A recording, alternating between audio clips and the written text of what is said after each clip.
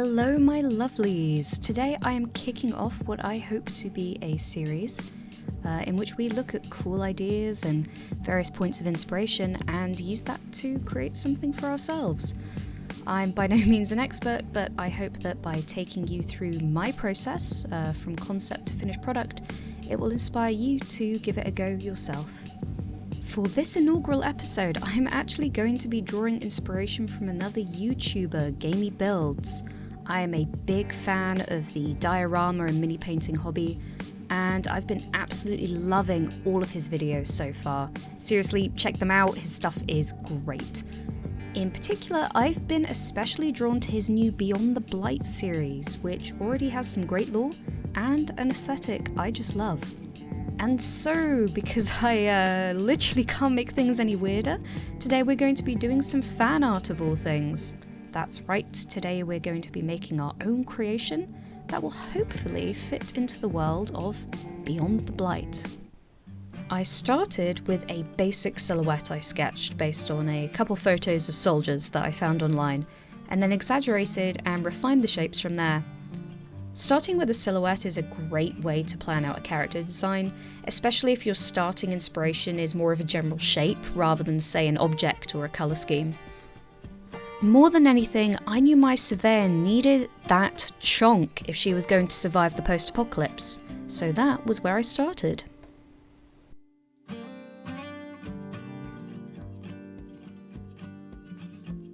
Now, an area of lore Gameyy has mentioned is that of the Unders, the humans who fled beneath the surface and now, as the name suggests, live underground.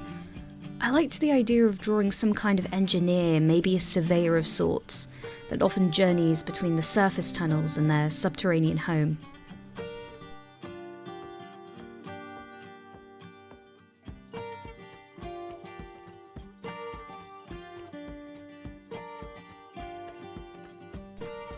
There's still plenty of time to refine these shapes later on, but this gave me a pretty good idea of how I wanted the outline of my character to look. Right off the bat, I knew I wanted my Surveyor to have a chunky, old-school look to them, like a vintage deep-sea diver. To give my Surveyor that retro-futuristic touch you can see in a lot of Gameyy's own videos, I also drew inspiration from the Protectrons in Fallout and micro-made a character from Alan Moore's criminally underrated series Top 10. Seriously, check it out, it's great. I really should do a character design from there as well sometime.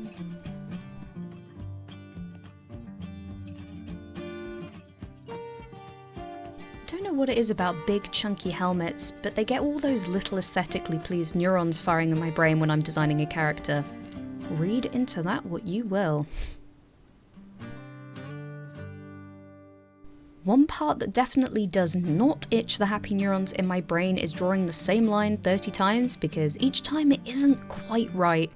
There are 1,000 better line artists out there, so please do take my haphazard technique here with a grain of salt.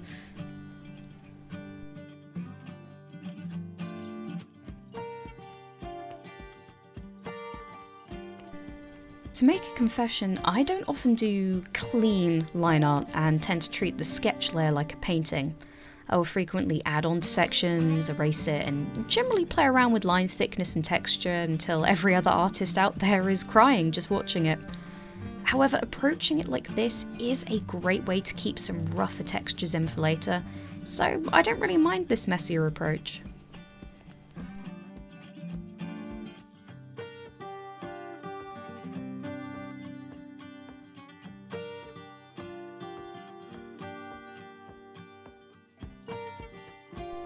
Now it's time to play around with colours. I wasn't 100% sure what colour scheme I wanted for my Surveyor character, but I knew I wanted some nice earthy reds and cool blues in there for a bit of contrast.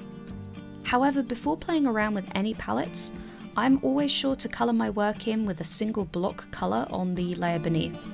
This is to make sure there are no little bits of canvas peeking through, and if you lock the opacity, you can basically colour it in without worrying about going over the lines later on. Yes, I do realise I just admitted to sometimes struggling to stay in the lines. I am a professional artist.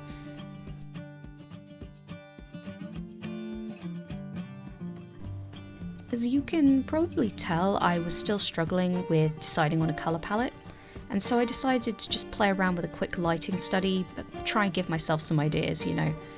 If you struggle with lighting, a great way to help you out is to draw a point on a separate layer and use that as an indicator of where your light source is. You may also notice throughout this video that the image occasionally switches to monochrome. That's because I'm toggling a white or sometimes black layer set to saturation mode, which basically means everything underneath it is the same saturation as that layer, in this case, none at all, monochrome. The way we perceive colour and the way we perceive tonal values can differ. It's kind of a wood for the trees situation. A good way to get a fresh perspective is to toggle a layer like this so you can get a quick glance at how your image looks in black and white.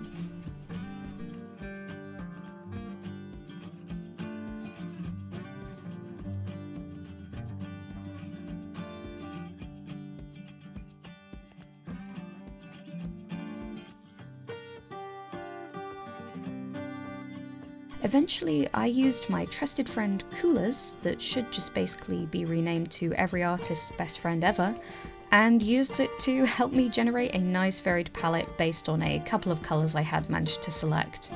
Remember, not every artist can perfectly eyeball these things. There is no shame in using tools to help you out.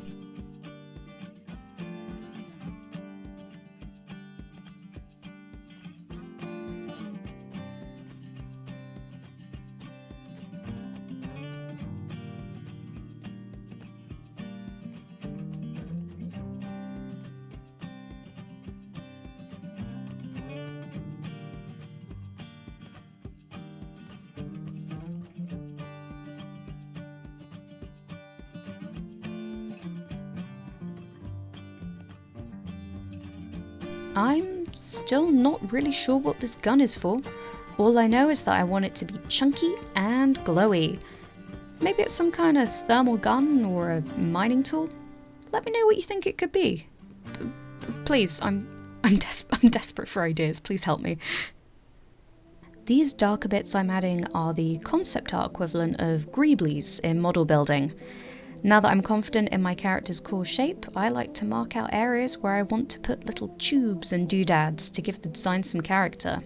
We will come back to this later.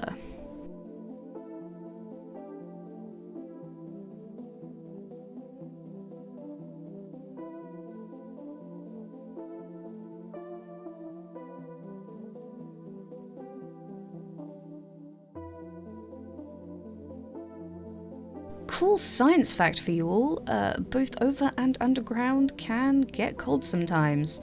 Yeah, I know, amazing. I liked the idea that this suit is thermal heated against the elements, and so I made the Surveyor's face kind of rosy and chilled, just to really sell those biting temperatures. I made sure to put the Surveyor's face on a separate layer, as I like to put extra detail into focal points such as a character's head, and I didn't want to accidentally ruin everything while I played around with other colours later.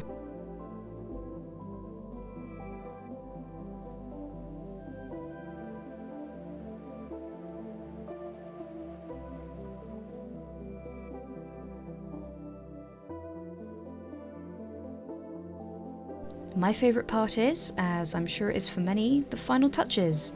Those little dots and details that really make a design pop. I cannot overstate what a game changer painting directly over my line art has been for me. It can be a bit daunting, but be brave, flatten your layers and get painting. As you've no doubt noticed during this video, I make duplicate layers and then duplicate layers of my duplicate layers, just in case something goes wrong. That being said, experiment with different colouring techniques. You never know when you're gonna unearth one you really enjoy using.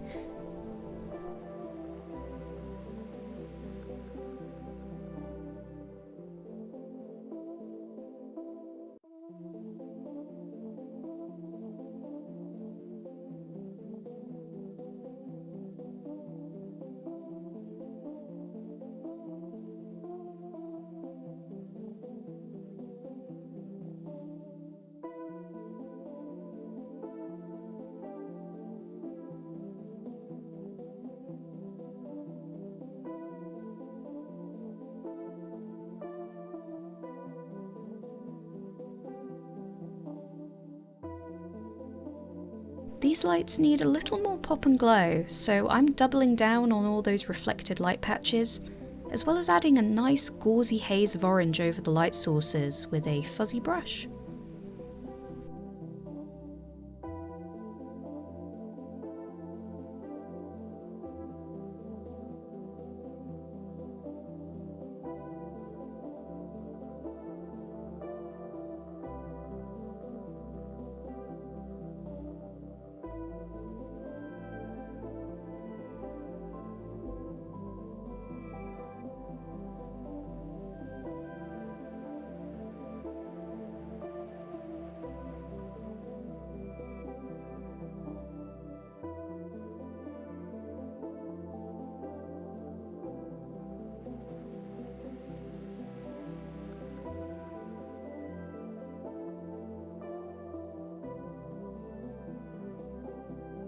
My absolute favourite part of this stage is adding all the dirt and scratches. Someone like this does not have a pristine suit, but rather a well-loved and well-worn one. Layer up your speckles, scratches and scuffs with different colours and opacities of dirt and other gribbles, until you have something suitably worn by time and the elements.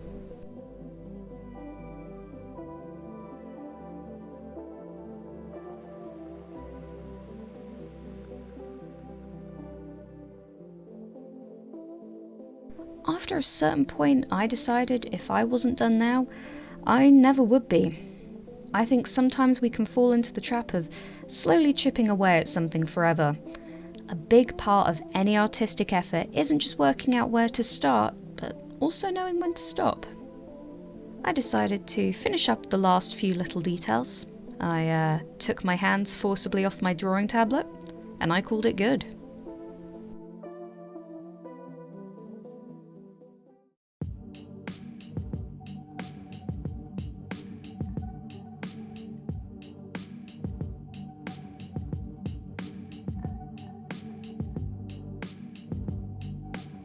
And there she is, my Surveyor. Overall, I'm pretty pleased with how she turned out. What do you think? What would you have done differently? I genuinely love talking art and design with anyone and everyone, and I hope to continue making videos that allow me to do just that. As I said at the beginning of this video, please do go and check out the inspiration for this design, Gameyy builds. Beyond the Blight is honestly such a cool and creative concept, and I really hope to see it grow. I really can't wait to see what else comes out. Leave a comment or a like if you have the time. And speaking of time, I will catch you next time.